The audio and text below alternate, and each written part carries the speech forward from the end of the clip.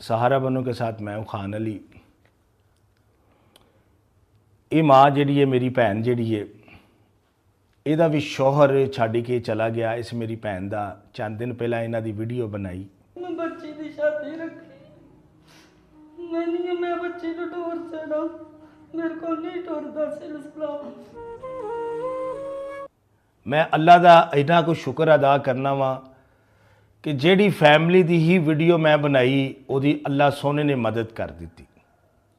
तो ये भैन का जिहड़ा मसला ही बेटी की शादी का सी, तो शौहर छड्ड के चला गया। तो ये मेरी जिहड़ी भैन है अपने वालद को रहिंदी ही, वालद साहब भी इन्हां दे फौत हो गए। मेरी भैन है ये बिस्मिल्लाह करो, तुहाडी अमानत आ गई है।